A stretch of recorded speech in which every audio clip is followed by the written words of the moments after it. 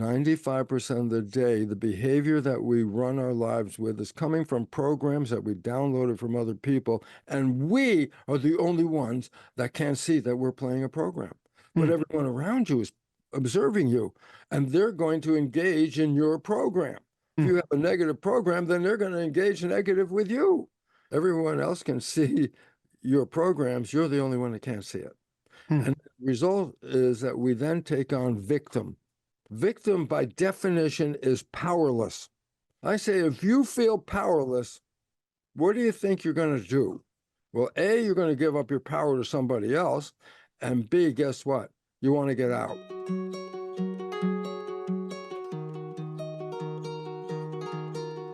Welcome. I am your host, Tommy Rosen, and today I have the joy and the pleasure and the honor of connecting with Bruce Lipton. Bruce Lipton, Ph.D., cell biologist and lecturer, is an internationally recognized leader in bridging science and spirit. Bruce was on the faculty of the University of Wisconsin's School of Medicine, later performed groundbreaking stem cell research at Stanford University. You may have read about that in his best-selling book, The Biology of Belief.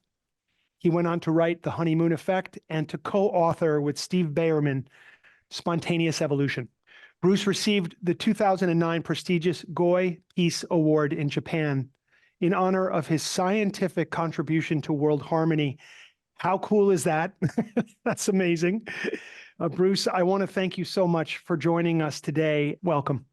Tommy, I am honored. I love the work you do, and I'm so happy to be with you because you've dedicated your life as a humanitarian, meaning your life is to help humans and help other people. And that is a great destination for somebody on this planet. And so I appreciate being here. And I truly appreciate our audience because these people are looking for some interesting insights about life and how it works. And I love to contribute what I can. Thank you. Well, you too have dedicated your life and your work, your perspectives, and your ideas, which reframe and evolve old ideas, have been so central to our work in recovery. And I love speaking to you because you bring the science and you bring the spirit and you bring your beautiful heart to this work. And so that's a part of the reason why we're here today. Yes. I thought I would begin by telling you more of the reason why we're here today. Okay, so as you know, it will not be news to you that we are in the middle of a mental health crisis. That, to say the least, we are in the middle of an addiction crisis, and we're really up against it as humanity, and we're looking for solutions, and we want to live in the solutions. In the world that I walk in, which is to look at the human condition through the lens of addiction, and especially recovery, we seem to have front-loaded recovery to this 28-day experience that takes place in treatment, at least in the United States. We call it rehab or going to treatment. And of course, there are tens of millions of people who are struggling with addiction in one form or another who will never find their way to treatment. But we do know that 2 million people will find their way approximately in the US this year into treatment, and 80% of them will relapse in the first 2 months out. It would be easy to just simply blame the treatment system or that first part of the system, but there's a bigger issue here. And the bigger issue is what I call the rest of your life. Getting out of treatment, returning to environments where you've been, returning to people with the same energies where you were using drugs and alcohol or engaging in another addictive behavior. So we're here today because that idea of life beyond addiction seems to have been overlooked. Seems maybe that people don't believe it's possible to have a life beyond addiction. And especially with regards to your perspectives and your work, whether you realize it or not, I don't know if we've ever actually said this, but the way that you look at the mind and belief and habits and the way we show up in the world, you take addiction out of the behavior itself and you place it where it needs to be placed, which is in the center of the mind. that all of our addiction is coming from that place. And so these are the reasons why we're here today. And I wanted to let you know that it's so important that you and I have this conversation right now. It is important because we're in the middle of an evolutionary upheaval, and the experiences of the chaos, which then leads to an addiction at some point to escape what is threatening. That the world looks threatening. It is threatening. It's basically saying human civilization is unsustainable at this moment, meaning if we want to just keep everything the way it is today, just like let's say we keep it the way it is today, it takes 1.6 planet Earth to provide the resources for today's civilization. Well, now if you do the math, then it's really where the critical issue is like we don't have an extra 0.6 planet, meaning we're living beyond the ability of the Earth to support us in the way we're our lifestyle. NASA scientists have recognized that we have pushed this to a limit that, listen, they have recognized that we are facing what they refer to as an irreversible collapse of civilization within 20 years. Now, 20 years is nothing for us, you know, boom, that disappears, unfortunately for me, fast. But the idea about it is we either stay the same and just go down with the ship, or we learn how to live better and more in harmony with the planet. And then we will sustain ourselves and just not survive, but thrive into the future. The issue that addiction brings up is there's something. Can I just rattle on about this for a second, Tommy? Go. I'll stop you if I need to. Please do. Let's start with something that people don't even know anything about, really, and it's called the biological imperative. What's that?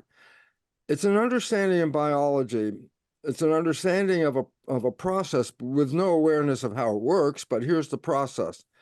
Every organism is designed to survive. If you even challenge a bacterium, the lowest form of life on this planet, it's not going to sit there and go, oh, okay, kill me. No, even a bacterium will do everything in its power, even change its genetics to survive a threat. Now, that started with bacteria. Now we're at the human level. And I go, so what's going on? I say, well, the biological imperative drives us as a behavior to survive, drive to survive, okay? And I say, so what does it mean? I say, well, first of all, whether you know it or not, and I didn't say, if I didn't even say anything about the collapse of civilization, everyone is beginning to feel that something is not right, that there's an uneasiness in the world. There's an uneasiness in your gut. You can feel it in your gut that this is not right. Well, this is the biological imperative alarm system. It wakes you up in a time of threat. It works 24/7. Every day, you're looking at your eyes, you're doing your job. You're not recognizing behind the scenes, there's a part of the brain that is looking for the threats of your survival 24/7. I mean, even in the middle of the night, you hear a noise, boom, you're up. Okay, what's going on? That's the biological imperative says, okay, engage, okay, survive. Well, we're facing a situation where we can't survive unless we change the civilization. So, yes, Tommy. Quickly right there. So there are a lot of people, when I say a lot, there's millions upon millions of people who feel stuck in anxiety. Many of them stuck for the first time in their life. I've heard this from countless people. I've never been like this before. I'm more anxious than I've ever been. I'm up at night worried.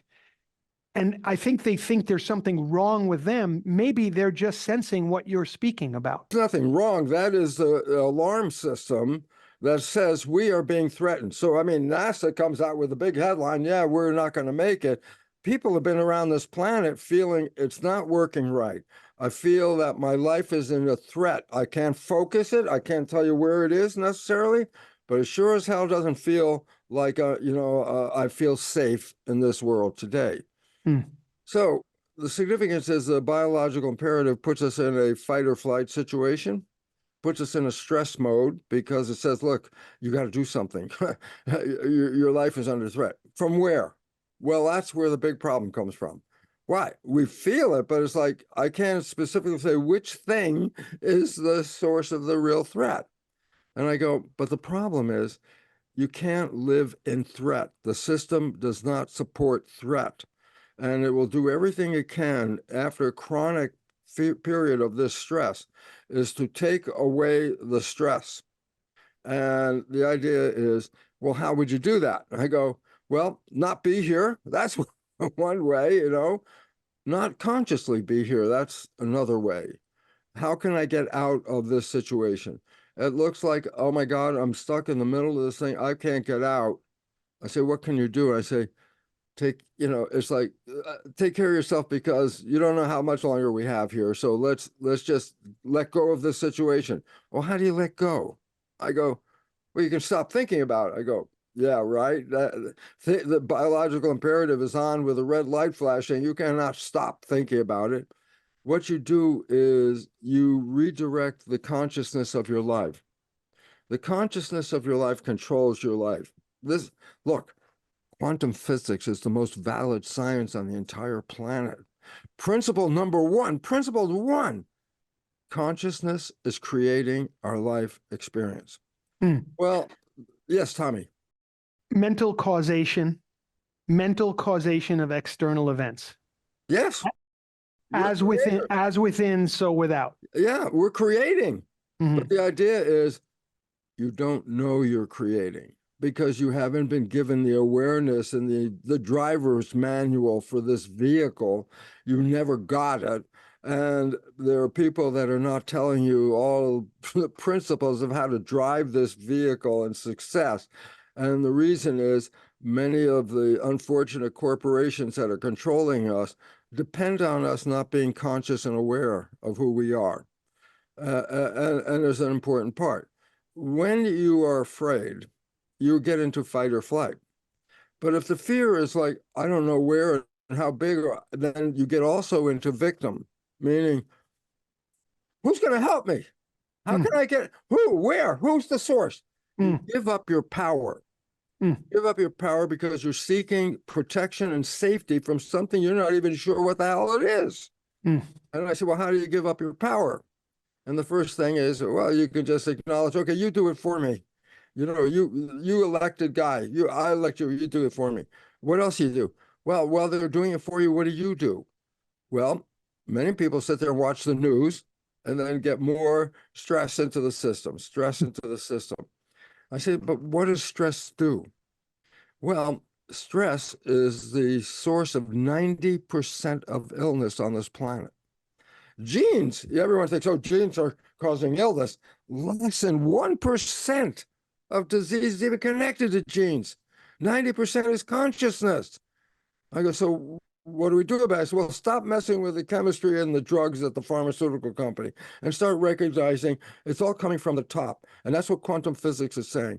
Epigenetics is the biology of how that thought at the top is going to control the genetics of all the cells below. And all of a sudden I say, so between quantum physics and epigenetics, you are the creator. Now, this all of a sudden upsets people because the first thing they're going to look at is, well, I wouldn't create this mess. I go, well, no, you wouldn't in your consciousness if you knew you were creating it. So I say, then how can I be creating this if I don't want this? And the answer, if we just got down to the mechanics at the very bottom, the mind controls the biology. That's quantum physics, that's epigenetics, okay? But the mind is the mind? No. Two minds. And without an awareness of this, you're going to be lost in the world because they're two different functions and they integrate their behavior. One is called the conscious mind, one is called the subconscious mind. Okay, so what's the difference between them? Very different. Conscious mind is the actual creator, okay? That's the one with imagination. That's what humans have that other animals don't have. If you can imagine something, then you can manifest something, okay? Now, the problem is that's the creative mind, conscious. The subconscious is programmed. And this is where the problems of life come from, not the conscious mind. That's the one, even an addicted person, when they get in a moment of a consciousness, they're, what the hell is going on? What am I doing? Why is this going on? But the subconscious mind is with programs. I say, where'd you get the programs from? other people. I said, what do you mean? The brain is a computer, functions exactly in the same way. It has the same subdivisions. And I say, you know what the subconscious mind is? Hard drive. I say, why is that important? I say, in the old days, we go buy a brand new computer, spend all that money, come home, plug it in, push start, the screen boots up, slid up. And I go, okay, you got a brand new computer. Let's do something. You go, I can't do anything. I say, what do you mean? You got a brand new computer? Not until I put programs. No programs yet. And I use it. So guess what? Nature created the first 7 years of your life. Actually, the last 3 months of pregnancy and the first 7 years, your brain is primarily operating at a function below consciousness. It's called theta as a vibration. Well, I say, what do you mean, theta? I say, for a child under 7, they're in theta as a predominant. I go, well, yeah, but what is it? It's imagination. But and I go, what do you mean? I said, that's how the kids have that tea party. They pour nothing into the cup. They drink the nothing. Best tea they ever had in their life. Okay. Or the broom is a horse. To the child on the broom, it's not a broom. In the consciousness of theta, imagination, it is really a horse. The mother says, give me the broom. The child looks at her like, I don't even know what you're talking about. Why? It's not a broom in theta. So that's nice. That's your childhood stuff. But then here's the other part. It's also hypnosis. And I go, why? I said, well, simple reason. How many rules does it take to be a member of a family? Oh, yeah. How many rules does it take to be a member of a culture? Suddenly it's like, oh my God, mind-boggling. How many rules? Thousands. I say, an infant can't go to school. An infant can't read the book. But an infant needs to get the damn program in. So guess what? Nature created 7 years theta hypnosis. Observe your parents, observe your siblings, observe your culture. Recording it. So the behavior you're downloading didn't come from you. It came from other people. Okay. And I go, so what's that? You know, what's the significance? I say, right off. How many of those people you download the program from have the same wishes and desires as you?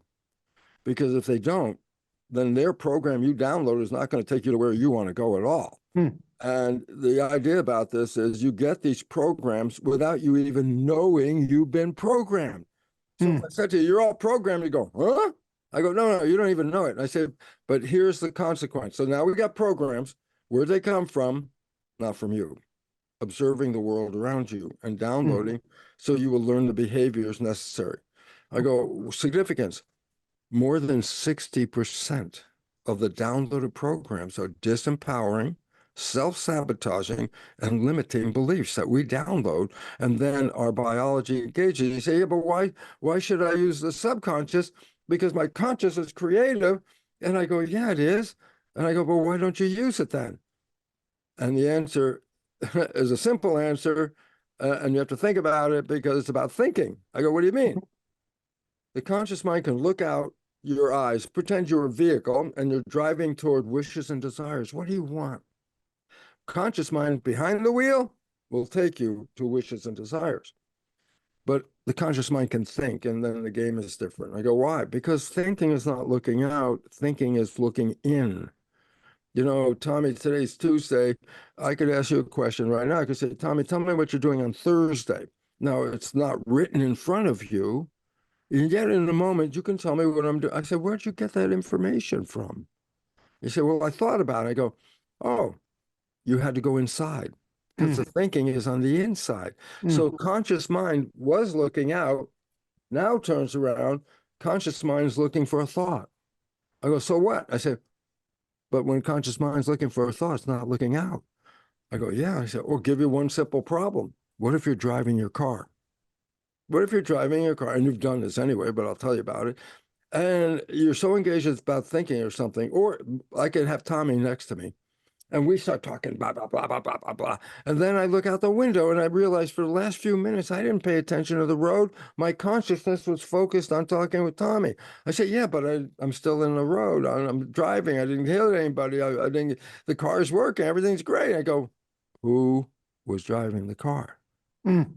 I said, yeah, let me just finish this and then we'll go. Yeah, I know how to drive. Yeah, where's that knowing found? It's a program. I learned that program. So you were operating from the program. Okay, so let's go back and this is a wake-up call right here, and it goes like this. Let's say you and I have had this conversation. All of a sudden, I look out the window and realize I haven't paid any attention to the road. Oh, we're at the exit. Oh, but that was fast, you know. And I go, two questions. What conversation did I have with Tommy? Oh, we talked about this and this and this and this. Next question. What was on the road when you were talking to Tommy? I go, I don't know. Why? I wasn't looking out. So here is the bottom line. The whole problem comes to this.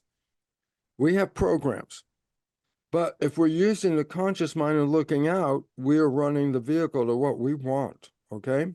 But if we are thinking, and this is it, subconscious programs are autopilot. They take over. They know how to walk. They know how to talk. They know how to drive the car. These programs, you know, your job, that's a program. So I go, significance is this. Here's the number. We are using our conscious creative mind 5% of the day, and 95% of the day we're using a program. I go, so what? I go, you don't know the program that you're playing, because when it's playing, you're the one that's not looking out the window. Everybody else can see the program. And 60% of those are not nice programs. No, they're self-sabotaging, and you don't even know you're doing it. But guess what? Everyone else around you knows they're doing it. This is why the same story I told last time we were together, but this is the punchline. You have a friend, you know your friend's behavior very well. You happen to know your friend's parent. One day you see your friend has the same behavior as their parent. So you got to offer it. You go, hey, Bill, you're just like your dad. Back away from Bill. And you know, because you already know what the answer is. He's going to say, how can you compare me to my dad? I'm nothing like my dad. And everyone laughs because you have that experience to say, first of all, everybody is Bill. Every one of us is Bill. I go, what's the issue? I said, we're thinking most of the time, and therefore the behavior that's coming out is the ones we downloaded. And I go, 60% of those are self-sabotaging. So I go, wow, 60% of what the hell you're playing. Do you see that you are playing a sabotaging program? Or do you even see you're participating? No. Why? Because the conscious mind, which is seeing, is looking inside, not watching what's going on outside. So bottom line is this. 95% of the day, the behavior that we run our lives with is coming from programs that we downloaded from other people, and we are the only ones that can't see that we're playing a program. But everyone around you is observing you, and they're going to engage in your program. Well, if you have a negative program, then they're going to engage negative with you. And I say, well, you know it? And I go, nope. And I said, the conclusion, and then I let Tommy get in the show here. Conclusion is simply this. Everyone else can see your programs. You're the only one that can't see it. And the result is that we then take on victim. Victim, by definition, is powerless. I say, if you feel powerless, what do you think you're going to do? Well, A, you're going to give up your power to somebody else. And B, guess what? You want to get out. I feel I can't get out. I'm a victim in this world. I can't get out. I can't get out. I say, oh, well, this drink. Hey, when I was drinking, I don't even remember I was a victim in the world. Okay. Or when I was doing these drugs, I didn't. Why? Because it took my consciousness, brought it over there, and took me out of my own participation in the world around me. I escape. Yes. Okay. So thank you. Thank you. And I'm hoping that people hear this, and I'm coming with good news. I've got good news. And I want to make sure that that the good news that I think is good news, I want to run it through the lens of your consciousness, and I want to see if you also think it's good news. And then I'd like to figure out ways where, if we do agree it's good news, that other people can engage in this good news. Okay. The good news is that we can become more conscious, that we can become more aware, that 95% unconsciousness to 5% consciousness, that we can improve upon those numbers. There's a reason why we're having success, for example, at Recovery 2.0, helping people who are in recovery from any addiction in the world, there's a reason why the physical practice of yoga, breath work, and the mental practice of meditation and the life path of yoga is proving out to be so effective for those people. And what you've done is right here in what you just shared, you just reframed completely what addiction is. And I'm going to use the phrase under the influence. That we are all under the influence of the very things that you're talking about, the programs of the subconscious mind, and we don't even know that we're under the influence. Long before a drug or an alcohol came into this system, I was already under the influence. And I was struggling in what I now refer to plainly as addiction, which is why I say everybody has an addiction problem in this world today.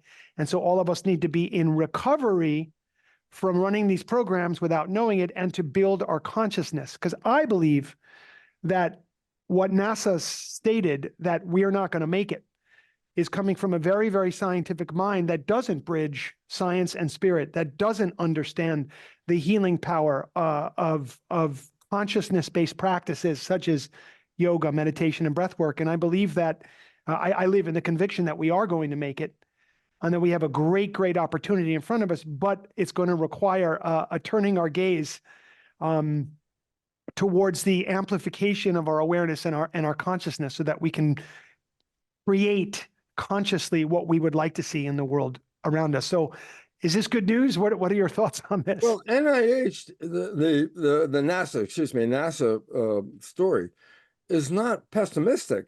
It's trying to give consciousness to the fact that the culture we're living in is not sustainable. You can't do this anymore. Why? We're destroying the planet just to be here. We can't be here then. So NASA is not saying, oh, it's the end. NASA is saying we are in a transition. So when you see the world falling apart, that's a very positive sign. I mean, you have to reinterpret it, because when you see it falling apart and you're in it, it's like, oh my God, my world is falling apart. And I go, yeah, but if you step outside and watch and say that world is falling apart, then all of a sudden you realize that we're creating something new. And this new civilization, this is exactly where your work is involved, Tommy, is what are the rules of the new civilization, not the destructive one we're in right now. And the idea is it's a change of consciousness. It's a change of where you're putting your mind. Why? Your mind is the creator. Yeah, that's established fact. Yeah, but are you using the programs, or are you using the creative side? Well, almost everybody out there right now is using the program. And do they know they have a program? I know. No, they don't.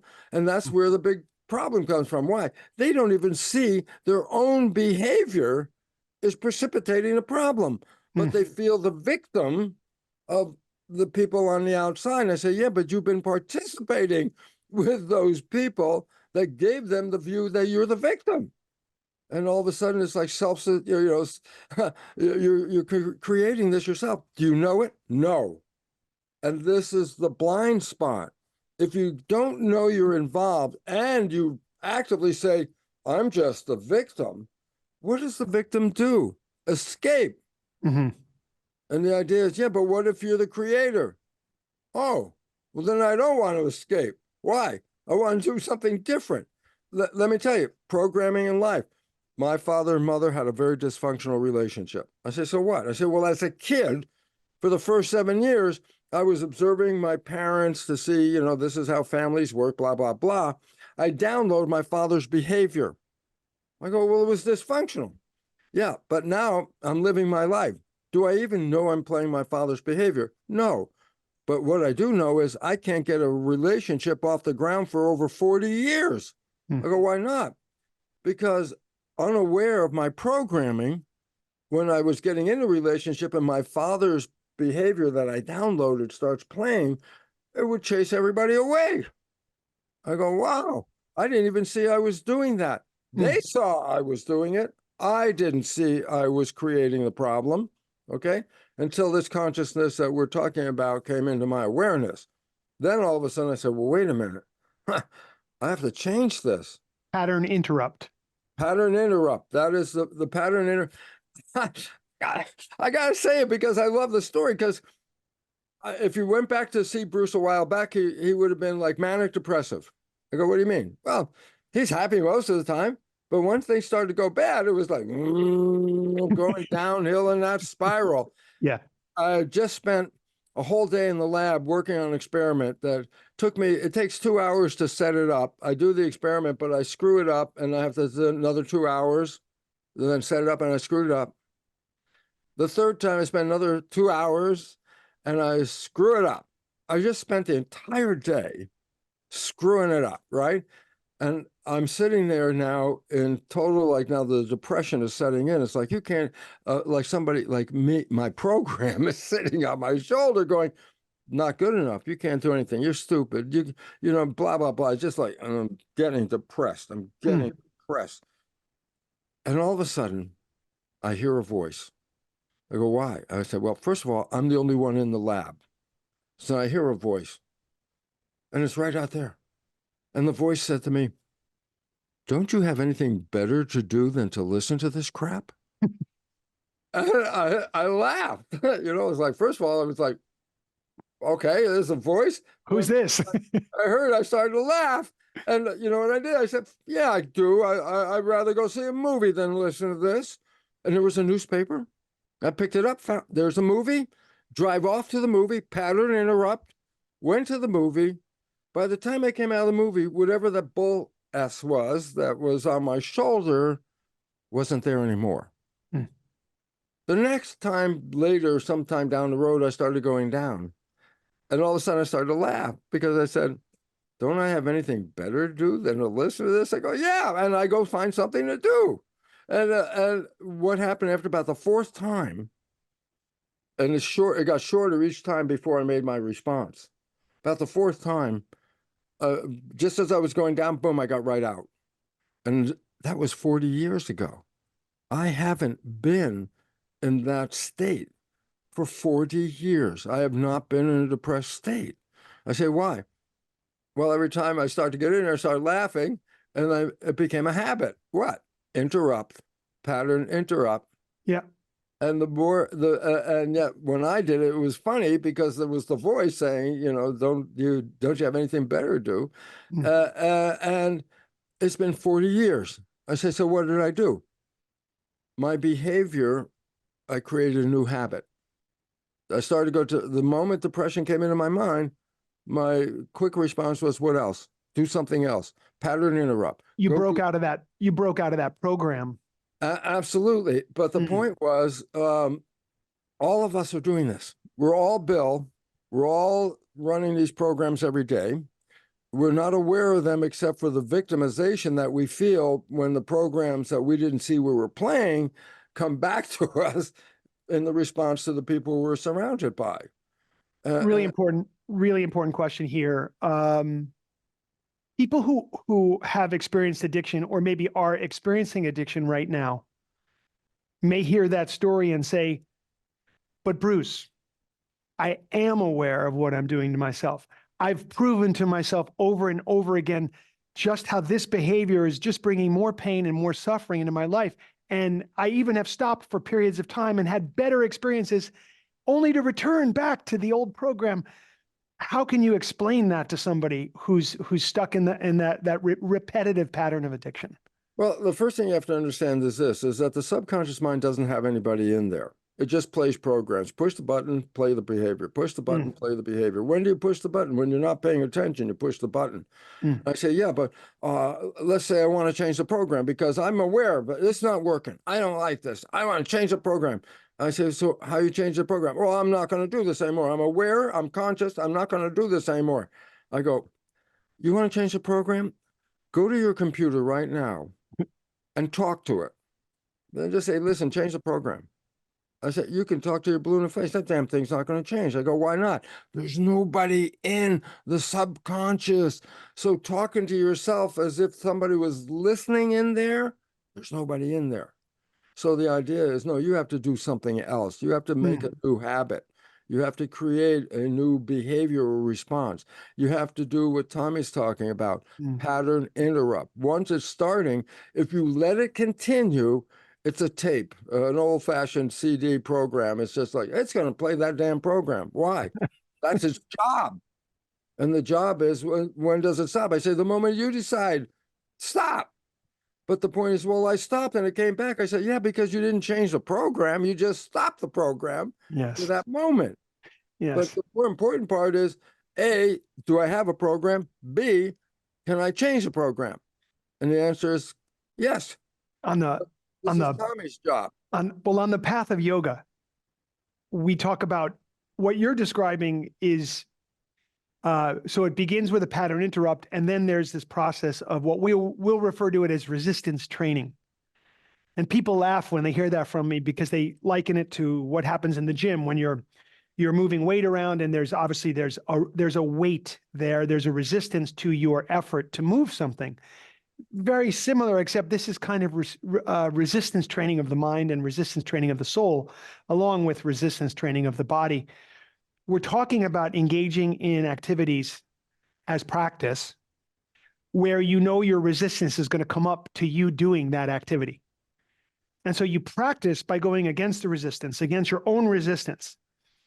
And you develop this confidence and this ability to move past and blow through your own resistance to something. And then it translates out into the world. It really does translate out into the world. It's one of the most powerful aspects of yoga is this resistance training. Can you speak to that a little bit? Yes, because resistance training is programming. Hmm. How do you create a new program? I said, well, in the first 7 years, you created the program because your mind was functioning below consciousness in a record state called theta. But after age 7, you still made new programs. You learned how to drive a car. You may have learned how to play an instrument. You learn things and they become habits. I go, well, oh, that's different than downloading, in a state of hypnosis. I go, no, you created a new one. By what way? Practice, habituation, the habit, the subconscious is the habit mind. You want to make a new program, then you make a new habit and you have to practice that habit. That's where some people say, yeah, I have a new habit. I'm thinking very positive. I go, that's not the game, man. You actually have to do something because a habit is a repetition. And the more you repeat it, the more it becomes, ingrown as a built-in habit. And you want to change a habit that you don't like by creating a habit that can't exist at the same time as the bad one. That means now I created two. They have the same stimulus. Yeah, but I'm not using this one. Now I'm going to use the new one. So you can't just say eliminate a bad habit. Why? It's a program. You can't Right. eliminate it, but you can change the program. And a habituation is a step of changing a program. And this is, where Tommy's work is so important because, yeah, you can actually understand a program of a program. Right. Well, in the 12-step universe, we often say, and this is obviously not a new concept, but it's said very often, you can't think yourself into new thinking. You have to act your way into new thinking. And that it seems to be exactly what you're talking about here. It's really interesting is people don't recognize it. There's some really good actors. And I said, well, what makes them really good actors? Well, they don't just memorize the lines. That was John Wayne. Everybody thought he was a great actor. No, he just memorized the lines and he was John Wayne through every movie, the same character. There was no different to. But somebody like Dustin Hoffman, who becomes the character, Renee Zellweger becomes the character, Matthew McConaughey becomes the character. I said, what do you mean becomes? I said, they didn't just memorize the lines. When they're practicing a part, they take on the characteristics of the person so they can generate the expression of those characteristics. So they take on the character of those people. Renee Zellweger in the Diary of Princess Jones, or somebody like Bridget Jones. Yep. Bridget Jones. That character is 40 pounds heavier than Renee Zellweger. She takes on the character in her consciousness. Guess what? The programming of the character then becomes her. She gained 40 pounds to play the character. I go, why? Because that was becoming in character. I said, then what? The movie's finished. Guess what? She's out of character. Guess what? She's back to Renee. The 40 pounds just disappeared. Okay. Dustin Hoffman played a really depressed character in Death of a Salesman on Broadway. And he's a consummate actor. He becomes who he is. And he became so depressed that he had to leave the show and go to a mental hospital to recover from depression because that was the character that he was playing. Okay. Matthew McConaughey almost died. He played in the Dallas Buyers Club about drugs. He was down to so little weight, he almost died. What? Becoming the character. Yes. So what's the significance? You ready? You can be an actor. You can become a character. You can take on, what is this character? What does it do? Who is it? What is it? Well, you are, whether you realize it or not. Yeah. Anyway. This is the idea, is let's take on a new character. And a new character is not just because I just thought about it. A new character is because I programmed myself. I created a consciousness that, and that character was.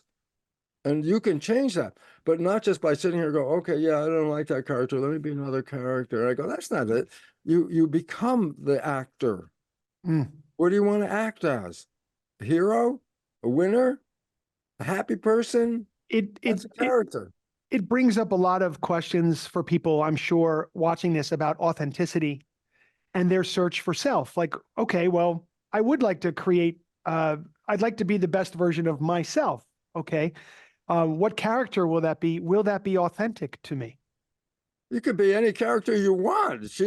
Renee didn't have to stop being Bridget Jones. She could have stayed Bridget Jones as long as she wanted to maintain character. It became a way of life. If that was authentic to her.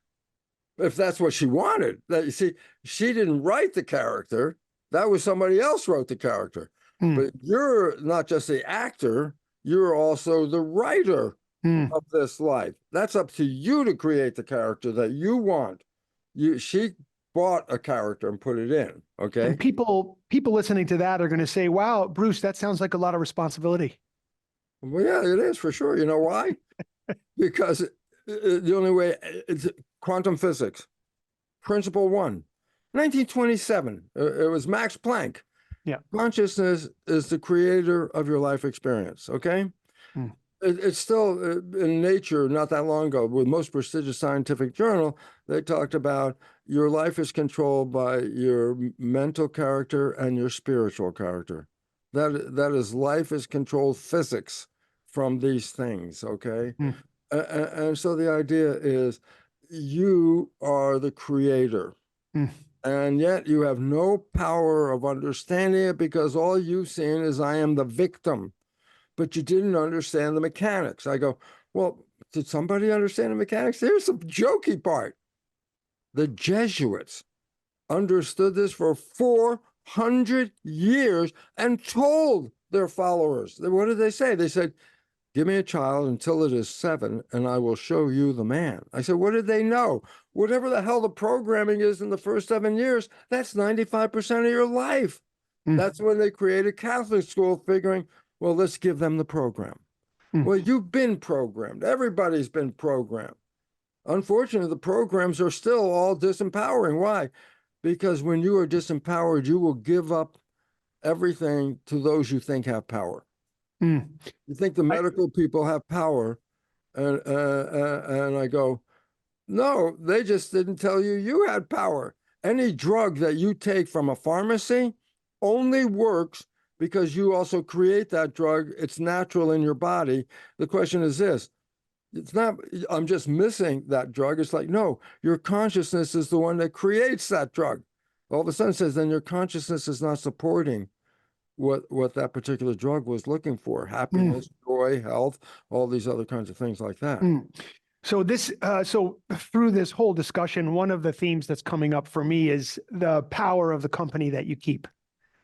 If we're under the influence, not just of our subconscious drivers, but we're going to be under the influence of the people around us, their opinions, their thoughts. This means we're also going to be under the influence of media that we watch. What is media if not someone else's consciousness coming at us? That's where the programming's come from. The programs are all these all the time. You know, the media is the shaper of what you should believe because it's a collective belief that we believe that whatever the hell they said on the news was news. Mm. You know, I'm not a conspiracy theorist generally. Truly, I'm not. But I'm trying to keep my eyes open. But I want to say the following thing, and I'd love to get your thoughts on it. yeah, We all are aware, and this is not made up, that let's just take social media. We'll key in on Facebook or Instagram, for example.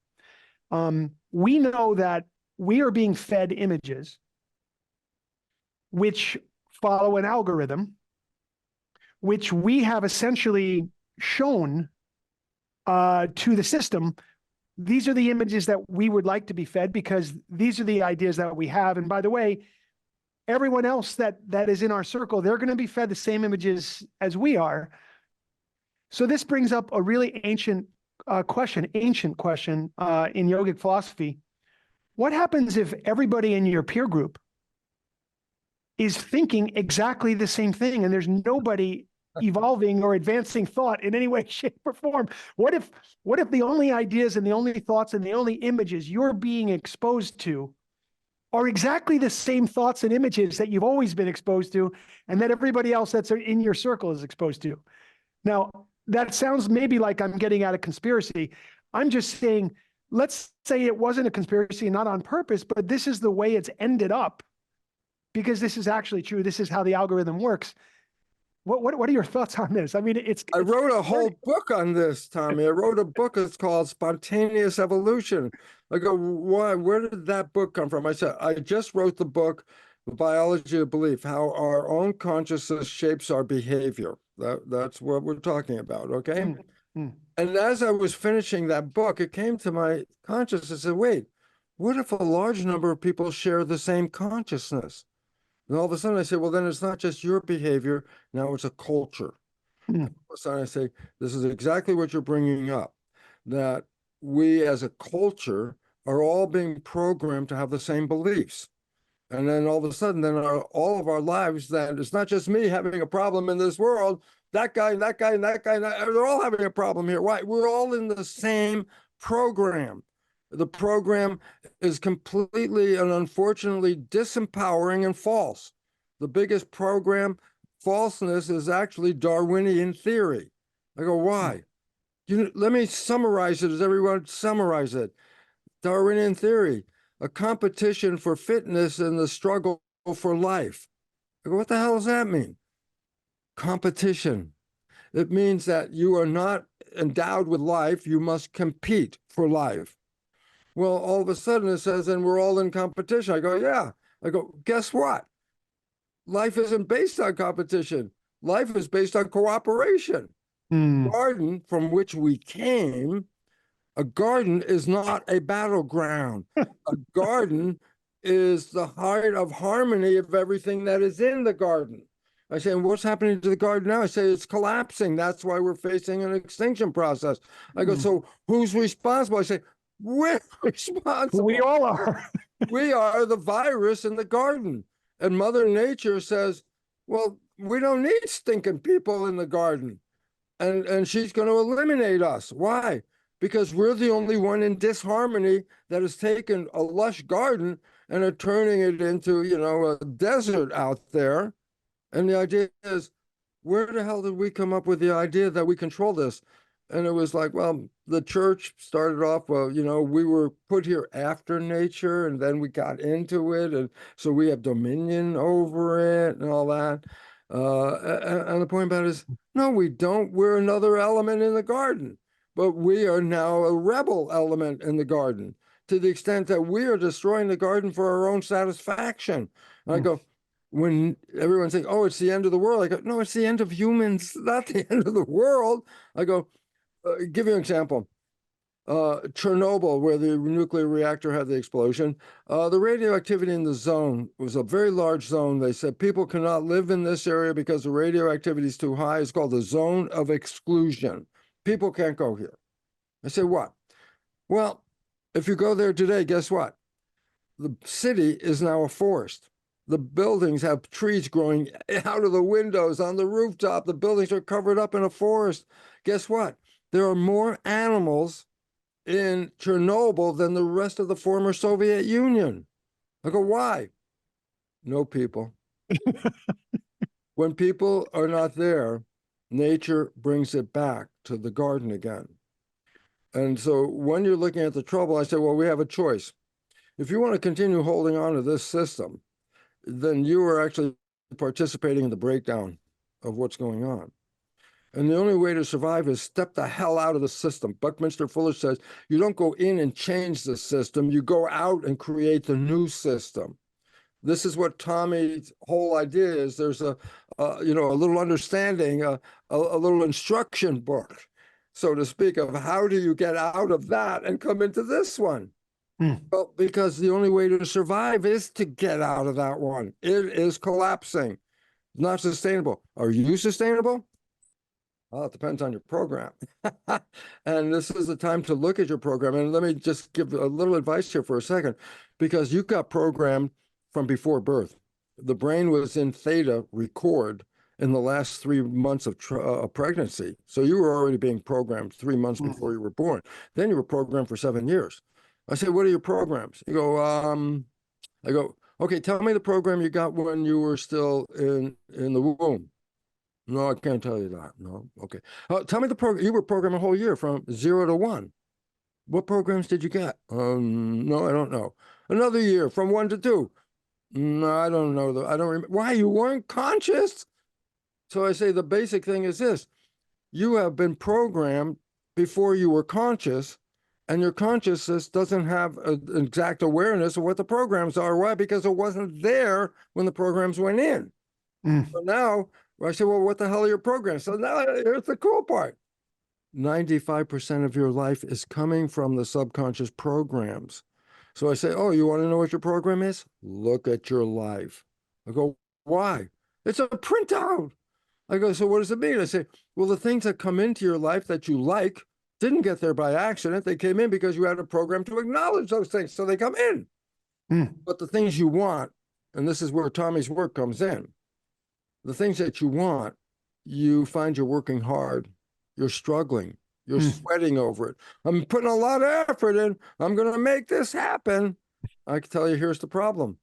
Whatever that destination you were seeking, the problem is that destination is not supported by your program. And you don't know you have a program, so you don't know, how can I get out of it? You don't even know you're in it. You just feel the victim. It's not working. I go, you are a participant, but you don't see it. And so the idea about it is this is the wake-up call. Look at your life right now and recognize a simple fact. What you struggle to find and work hard to get and are not finding it is because your program doesn't support it. I go, so what? Well, the only way out is change the program. Create a new program that overrides the old program. You can't just say program disappear. No, it's hardwired. It's already in there. I can say, I'm not going to think about it. I'm not thinking about it. I go, I don't care if you think about it or not. It's there until you change it. And this is what, Tommy, I'm so happy to be with him because I can talk about the mechanism, but he's a person who manifests. Thank you, Bruce. Process, which is different than me talking up here, because he's down here with his hands on the wheel of what's going on. What I am, okay, so since you're speaking about me, I'll speak about me too. And I'll tell you, on a daily basis, I am working to improve upon programs, to build new programs, to release my attachment to the old ways and to create these new opportunities, new neural pathways, new habits, new routines. That is the daily process of evolution. And without it, I just know from the part of my life where I wasn't doing those things that I suffer terribly behind the kinds of things that I see everybody else who's not creating new programs doing the same thing. And so what I love about talking with you so much is you just reinforce for me personally.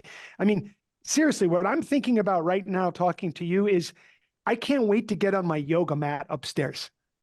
I can't wait to breathe and to calm and to move my body and to bring my attention here, because that's creating a new possibility for me. I can't wait to meditate and to just sit for a while and allow whatever needs to percolate up without me reacting to any of it. I can't wait to connect with community, conscious community, because I know that their consciousness and my consciousness are going to come together and we can actually elevate each other, because that's how it works. And yeah, so you just inspire me in my own efforts. Thank you. I'm really so much seriously into this because look, I mentioned I had bad programming about relationships.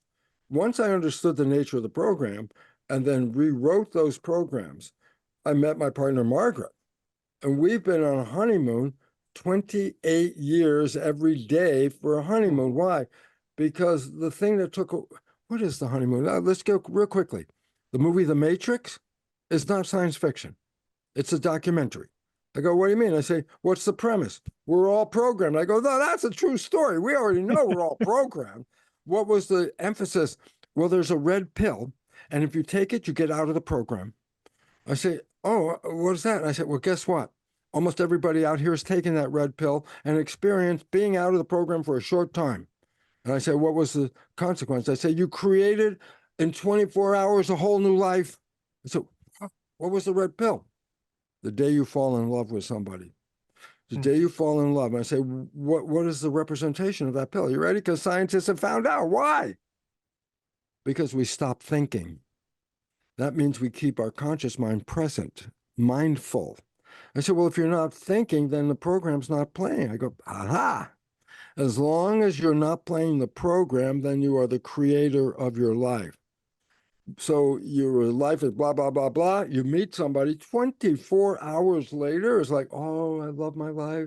Life is beautiful. The food, the music, everything's great. I love everything. I'm so in love. I call honeymoon. I go, yeah, but why didn't it last? Because how come you had the honeymoon? Red pill. You stop thinking. Now you're only creating from the conscious. Wishes and desires. What the hell did you create? Heaven on earth. That was wishes and desires. I go, so what? At some point you start thinking. I go, so? I say, those programs that your partner never saw, because when you were with your partner all this time, you were creating the wonderful person you want to be, and they saw that and they fell in love with that.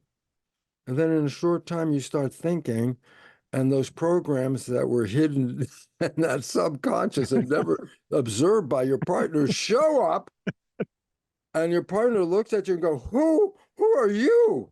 Like somebody new just showed up. I go, it is somebody new. It's the program you didn't play. But if those are 60% negative, then the future from that moment on returns back to the problems you had before you fell in love. And I say, so what is it? Falling in love is a red pill. It says, get out of the thinking. Tommy's work is when you start to do these things, you're on that mat. You're not thinking. You're there. You're in the present. You're in the moment. So what does that mean? I say, oh, you're not playing a program anymore. You're creating. And if you repeat this, it becomes a new habit. And that new habit, then at some point, you don't even have to think about it, because you will automatically adjust your life to a new habit. And that new habit is health and happiness, harmony, and empowerment. I would like to finish our talk today by just emphasizing and getting your thoughts on the speed with which transformation can actually take place. Yes, we're up against it.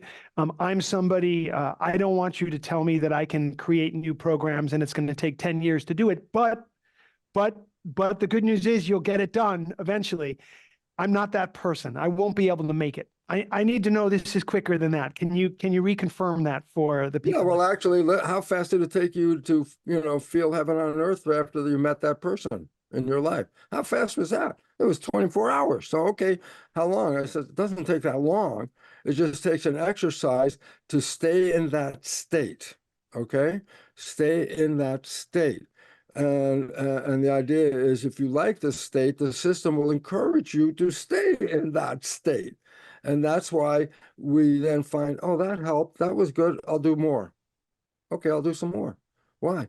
Every time I do it, I feel better. How fast does it take? It doesn't take that long. It just takes how long does it take you to stop thinking about it? And to close, because I always think this is funny because I just realized this after all the years. Years ago, there was a show called The Bob Newhart Show, and he was a comedian, and he played a psychiatrist. And I said, so what about it? I said, everybody that came into his office, every show, they had somebody show up in his office and cry over his desk about this is not working, this is not working. And he had the same response for everyone who walked in the door. He would say after they go, oh, he said, stop it. Just stop it. That was his whole practice, was to just say, stop it, which is, what happened when I even heard the voice that said, don't you have anything better? It was the voice saying, stop it, go do something else. Pattern interrupt. And Tommy's work is emphasis is on pattern interrupt. Because the moment you interrupt the pattern, you become who you want to be and not the program that you didn't even know you were playing.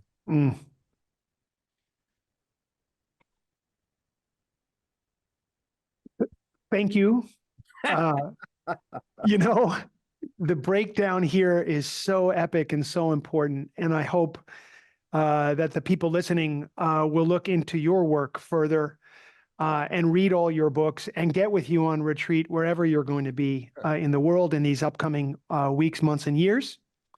I appreciate that. Let me make it simple. They don't even have to go anywhere. They can just go online, brucelipton.com. It's simple. brucelipton.com. Everything we've been talking about are freely downloadable, whether they're podcasts or videos or written articles. Download them. There's the instruction, folks. Let's continue our growth together. Let's break out. Let's pattern interrupt. Let's create the new programs that are going to create a new life and a new possibility for all of us. So thank you, Bruce Lipton. I love you so. I love you, Tommy. Thank you for what you're doing for the world. I am so happy to be associated with you. Thank you. And I look forward to seeing you in 3 dimensions as soon as possible. I love that idea. Okay. Bye for now.